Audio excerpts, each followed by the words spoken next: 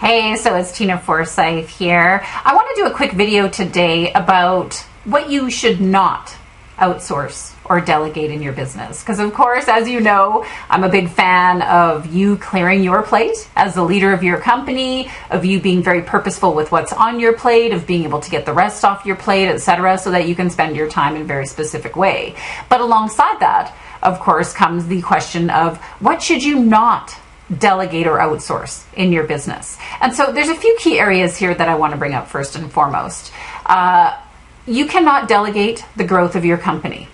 And what I mean by this is, and what I mean very specifically is, you cannot delegate the sales and marketing efforts in your company. So at a certain point in time, yes, you will be able to delegate things like sales. You may be able to hire a salesperson or have someone on your team take that on. And there's certain marketing activities that you can certainly delegate along the way. But the bigger picture of how are we growing this business, the bigger picture of getting your first clients, proving your business model, figuring out what works and what doesn't work and all of that, that has to be on your plate.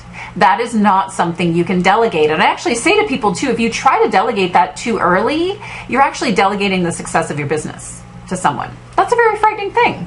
It's a very frightening thing. The other piece that I feel like you can't delegate or outsource is your connection to your clients in the marketplace. And I should say there's probably two sides to that coin, right? The connection to your clients that you work with directly in various programs, the work that you're doing that people are paying you for. Of course, you want to be directly connected to those people in whatever way, shape, or form makes sense in the structure of your work, right? But I also believe that you cannot delegate the outward connection to your clients and your people. And it's interesting to me, I've had times in my business where I've kind of sat here feeling disconnected in various ways. And it was quite honestly because I wasn't purposely out there having conversations. I wasn't purposely out there, even with things like connecting on social media, responding to things, reaching out to people. I wasn't doing videos for my e-zine that are going out and connecting with people. I wasn't writing articles, certain things that I either wasn't doing at the time or that I had delegated to someone else on my team to take on for me, right? And so there's a connection piece, I believe, of being really connected to our business, connected to our clients, that we want to be really careful and purposeful with when it comes to delegating, right? Like some people won't delegate their copywriting. I'm one of these too. I still do all my own copywriting for the most part. I get a little bit of help here and there, but when we're launching new programs and writing sales pages or whatever, I'm keeping the copywriting on my plate. I know people who are well into the 7-figure range that do the same thing, right? So I'm not saying you can't delegate that, but just as an example, that might be something that you may or may not want to, just based on how you run your business and how you stay connected with your market and what people want and need from you, right?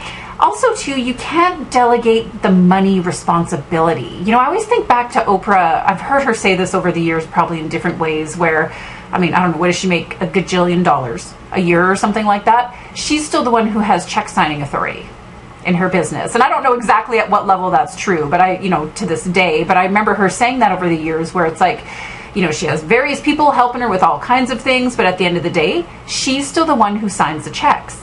And when I think about money responsibility and you knowing what money is coming in, you knowing and being aware of what money is going out, how is that money being invested? How is that money being used?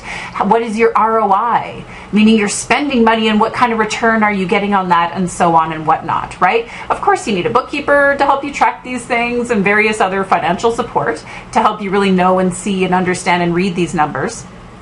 But you, at the end of the day, need to be responsible for that piece in your business, right? That is not something you can delegate, and I dare say probably at any level of success in your business, quite honestly, it's a dangerous thing to delegate. So curious for you, what comes up around this, right? What is one thing that you just can never ever imagine delegating or outsourcing, giving to someone else on your team, right? And then to truly be able to explore that from the perspective of, is that about you or the business? Is it something that you maybe could delegate down the road, or you're very purposeful and strategic in why you won't and don't want to delegate that? So until next time, it's Tina Forsyth here. Take care. Bye now.